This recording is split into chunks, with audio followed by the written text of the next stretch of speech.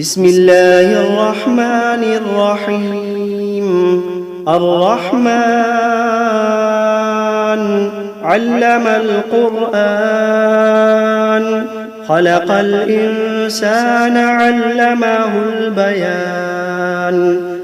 الشمس والقمر بحسبان، والنجم والشجر يسجدان.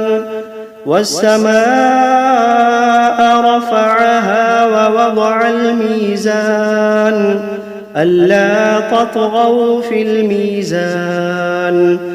وأقيموا الوزن بالقسط ولا تخسروا الميزان.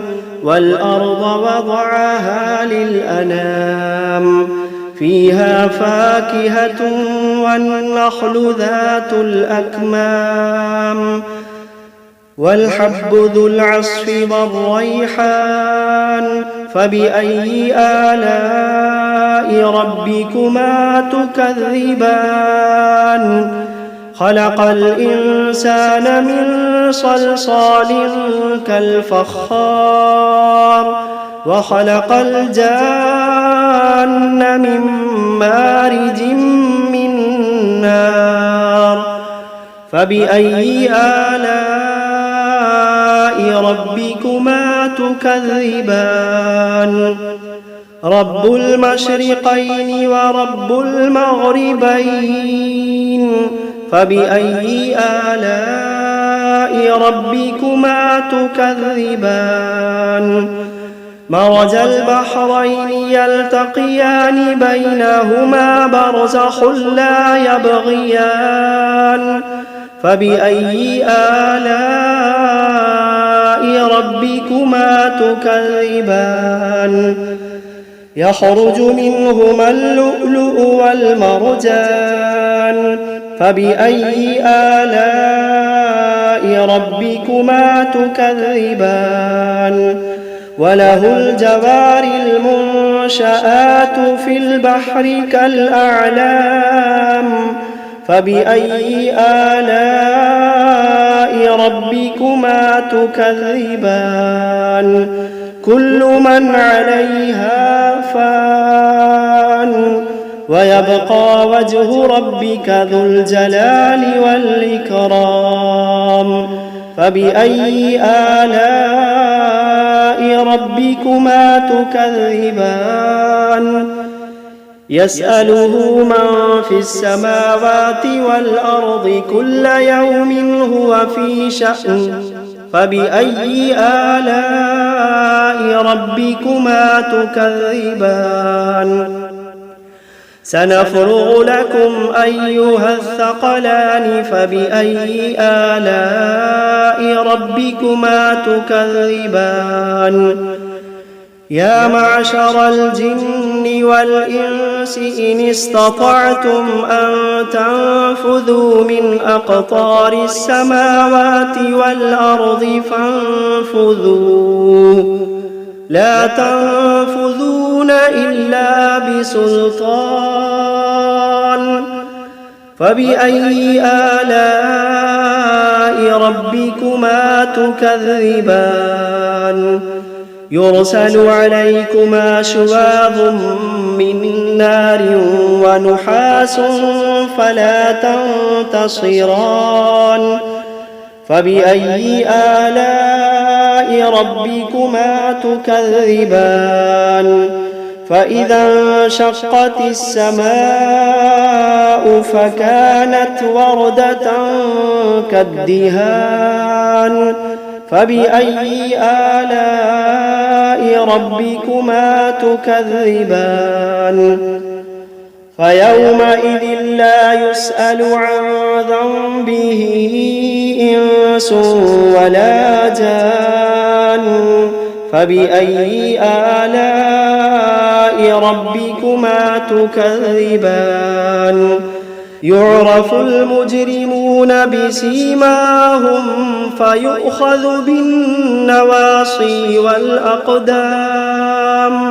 فبأي آلاء ربكما تكذبان؟ هذه جهنم التي يكذب بها المجرمون يطوفون بينها وبين حميم آن فبأي آلاء ربكما تكذبان ولمن خاف مقام ربه جنتان فبأي آلاء ربكما تكذبان ذواتا أفنان فبأي آلاء ربكما تكذبان فيهما عينان تجريان فبأي آلاء ربكما تكذبان فيهما من كل فاكهة زوجان فبأي آلاء ربكما تكذبان متكئين على فرش بطائنها من استبرق وجنى الجنتين دان فبأي آلاء ربكما تكذبان فيهن قاصرات الطرف لم يطمثهن إنس قبلهم ولا جان فبأي آلاء ربكما تكذبان كأنهن الياقوت والمرجان فبأي آلاء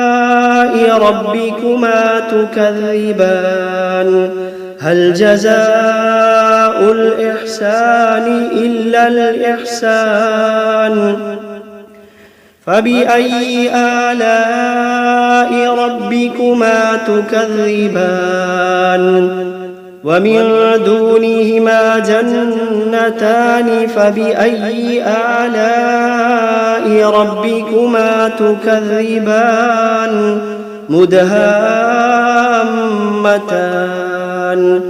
فبأي آلاء ربكما تكذبان فيهما عينان نضاختان فبأي آلاء ربكما تكذبان فيهما فاكهة ونخل ورمان فبأي آلاء ربكما تكذبان فيهن خيرات حسان فبأي آلاء ربكما تكذبان حور مقصورات في الخيام فبأي آلاء ربكما تكذبان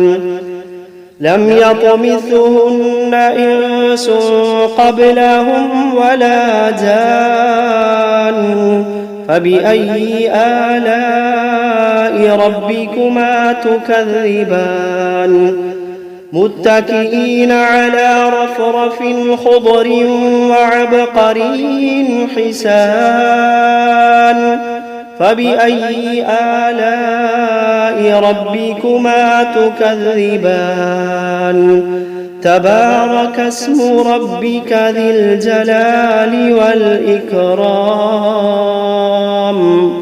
بسم الله الرحمن الرحيم تبارك الذي بيده الملك وهو على كل شيء قدير الذي خلق الموت والحياة ليبلوكم أيكم أحسن عملا وهو العزيز الغفور الذي خلق 7 سماوات طباقا ما ترى في خلق الرحمن من تفاوت فارجع البصر هل ترى من فطور ثم ارجع البصر كرتين ينقلب إليك البصر خاسئا وهو حسير ولقد زينا السماء الدنيا بمصابيح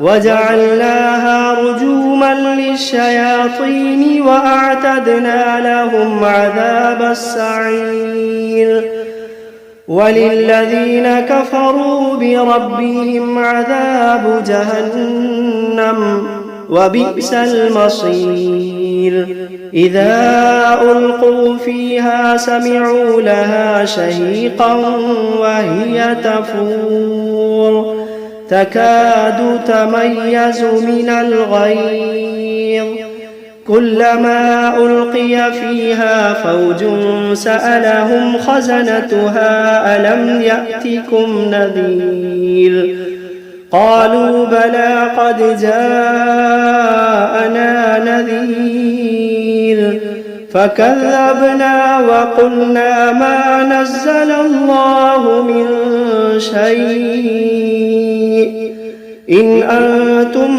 إلا في ضلال كبير وقالوا لو كنا نسمع أو نعقل ما كنا في أصحاب السعير فاعترفوا بذنبهم فسحقا لأصحاب السعير إن الذين يخشون ربهم بالغيب لهم مغفرة وأجر كبير وأسروا قولكم أو اجهروا به إنه عليم بذات الصدور ألا يعلم من خلق وهو اللطيف الخبير ألا يعلم من خلق وهو اللطيف الخبير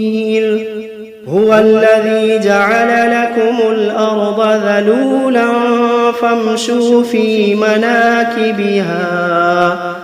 فامشوا في مناكبها وكلوا من رزقه وإليه النشور أأمنتم من في السماء أن يخسف بكم الأرض فإذا هي تمور أم أمنتم من في السماء أن يرسل عليكم حاصبا فستعلمون كيف نذير ولقد كذب الذين من قبلهم فكيف كان نكير أولم يروا إلى الطير فوقهم صافات ويقبضن ما يمسكوهن إلا الرحمن إنه بكل شيء بصير أمن هذا الذي هو جند لكم ينصركم من دون الرحمن إن الكافرون إلا في غرور أمن هذا الذي يرزقكم إن أمسك رزقه بل لجوا في عتو ونفور أفمن يمشي مكبا على وجهه أهدى أمن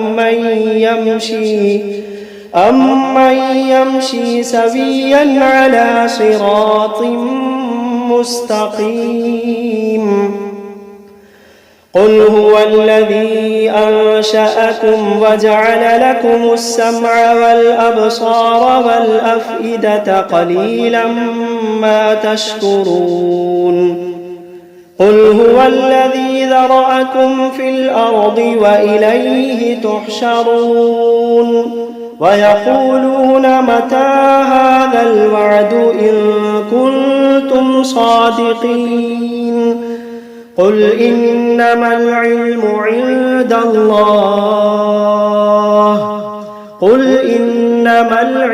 عند الله وإنما أنا نذير مبين فلما رأوه زلفة سيئت وجوه الذين كفروا وقيل هذا الذي كنتم به تدعون قل أرأيتم إن أهلكني الله ومن معي أو رحمنا فمن يجير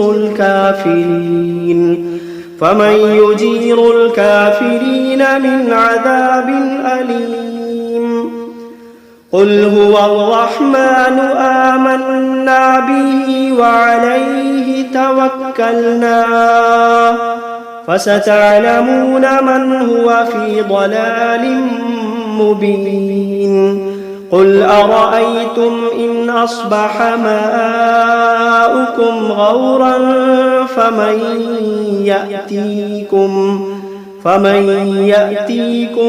بماء معين بسم الله الرحمن الرحيم شروع اللہ کا نام لے کر جو بڑا مہربان نہایت رحم والا ہے۔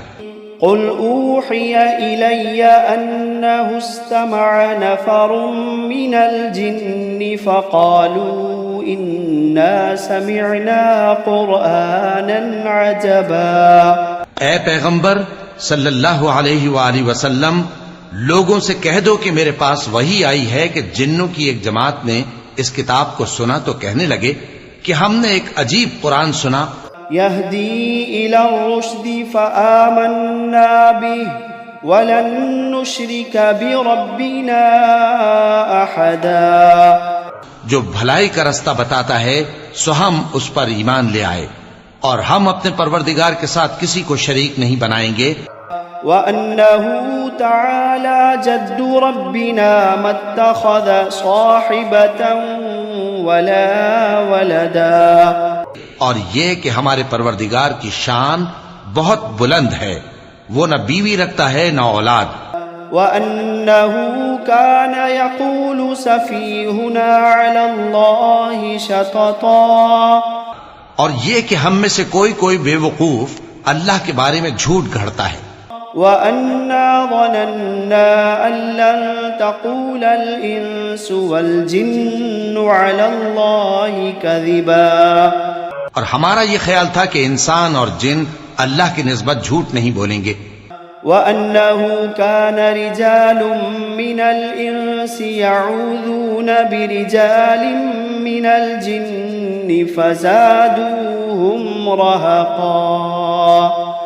اور یہ کہ بعض بنی آدم بعض جنات کی پناہ لیا کرتے تھے تو اس سے ان کی سرکشی اور بڑھ گئی تھی۔ وَأَنَّهُمْ ظَنُّوا كَمَا ظَنَنْتُمْ أَن لَّن يَبْعَثَ اللَّهُ أَحَدًا۔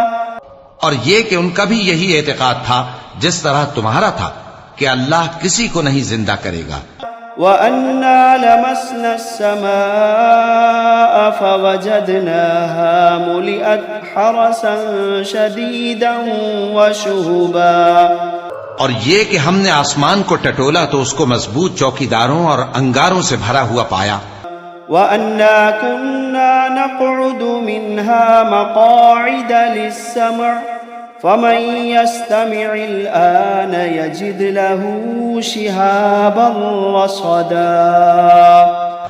اور یہ کہ پہلے ہم وہاں بہت سے مقامات پر فرشتوں کی باتیں سننے کے لیے بیٹھا کرتے تھے، اب کوئی سننا چاہے تو اپنے لیے انگارہ تیار پاتا ہے۔ وَأَنَّا لَا نَدْرِي أَشَرٌ أُرِيدَ بِمَن فِي الْأَرْضِ أَمْ أَرَادَ بِهِمْ رَبُّهُمْ رَشَدًا۔ اور یہ کہ ہمیں معلوم نہیں کہ اس سے اہل زمین کے ساتھ برائی مقصود ہے یا ان کے پروردگار نے ان کی بھلائی کا ارادہ فرمایا ہے۔ وَأَنَّا مِنَّا الصَّالِحُونَ وَمِنَّا دُونَ ذَلِكَ كُنَّا طَرَائِقَ طرائق قددا اور یہ کہ ہم میں بعض نیک ہیں اور بعض دوسری طرح کے، ہمارے کئی طرح کے مذہب ہیں۔ وَأَنَّا ظَنَنَّا أَن لَّن نُّعْجِزَ اللَّهَ فِي الْأَرْضِ وَلَن نُّعْجِزَهُ هَرَبًا، اور یہ کہ ہم نے سمجھ لیا ہے کہ ہم زمین میں خواہ کہیں ہوں اللہ کو ہرا نہیں سکتے اور نہ بھاگ کر اس کو تھکا سکتے ہیں۔ وَأَنَّا لَمَّا سَمِعْنَا الْهُدَىٰ آمَنَّا بِهِ فَمَن يُؤْمِن بِرَبِّهِ فَلَا يَخَافُ بَخْسًا وَلَا رَهَقًا، اور جب ہم نے ہدایت کی کتاب سنی اس پر ایمان لے آئے، سو جو شخص اپنے پروردگار پر ایمان لاتا ہے تو اس کو نہ نقصان کا خوف ہے نہ کسی طرح کے ظلم کا۔ وَأَنَّا مِنَّا الْمُسْلِمُونَ وَمِنَّا الْقَاسِطُونَ فَمَنْ أَسْلَمَ فَأُولَئِكَ تَحَرَّوْا رَشَدًا، اور یہ کہ ہم میں بعض فرما بردار ہیں اور بعض نافرمان ہیں، تو جو فرما بردار ہوئے وہ سیدھے رستے پر چلے۔ وَأَمَّا الْقَاسِطُونَ فَكَانُوا لِجَهَنَّمَ حَطَبًا، اور جو نافرمان ہوئے وہ دوزخ کا ایندھن بنے۔ وَأَن لَّوِ اسْتَقَامُوا عَلَى الطَّرِيقَةِ لَأَسْقَيْنَاهُم مَّاءً غَدَقًا، اور اے پیغمبر صلی اللہ علیہ وآلہ وسلم یہ بھی ان سے کہہ دو کہ اگر یہ لوگ سیدھے رستے پر رہتے تو ہم ان کے پینے کو بہت سا پانی دیتے۔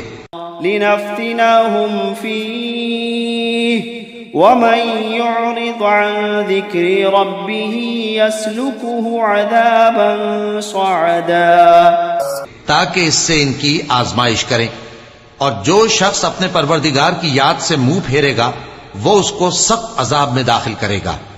وَأَنَّ الْمَسَاجِدَ لِلَّهِ فَلَا تَدْعُوا مَعَ اللَّهِ أَحَدًا، اور یہ کہ مسجدیں خاص اللہ کی ہیں تو اللہ کے ساتھ کسی اور کی عبادت نہ کرو۔ وَأَنَّهُ لَمَّا قَامَ عَبْدُ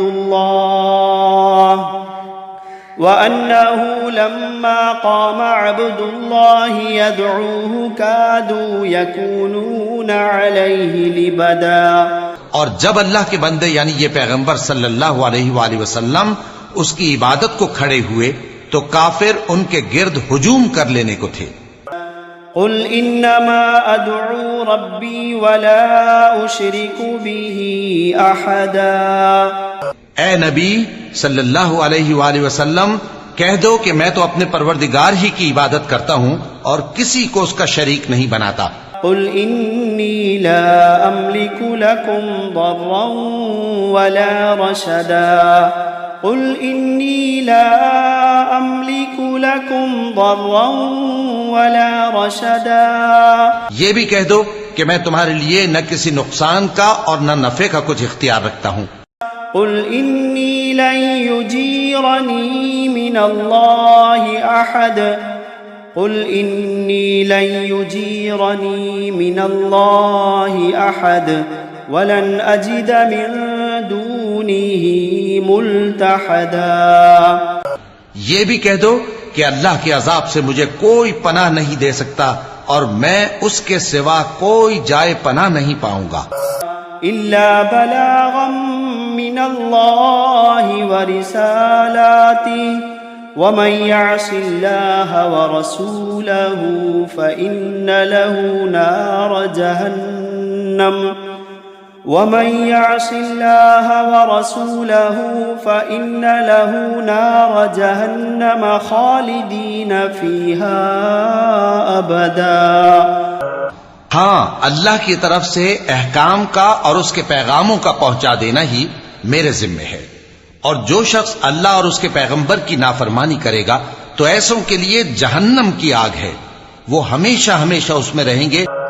حتى إذا رأوا ما يوعدون فسيعلمون من أضعف ناصرا وأقل عددا، یہاں تک کہ جب یہ لوگ وہ دن دیکھ لیں گے جس کا ان سے وعدہ کیا جاتا ہے، تب ان کو معلوم ہو جائے گا کہ مددگار کس کے کمزور ہیں اور شمار کن کا تھوڑا ہے۔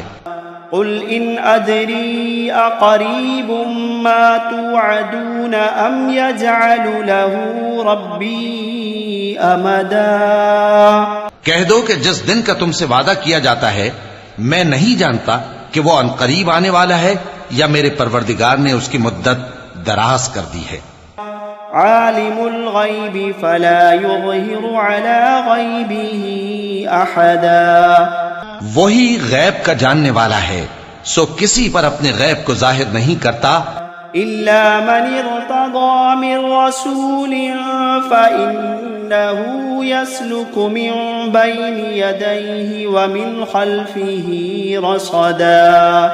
ہاں جس پیغمبر کو پسند فرمائے اور اس کو غیب کی باتیں بتا دے تو اس کے آگے اور پیچھے نگہبان مقرر کر دیتا ہے۔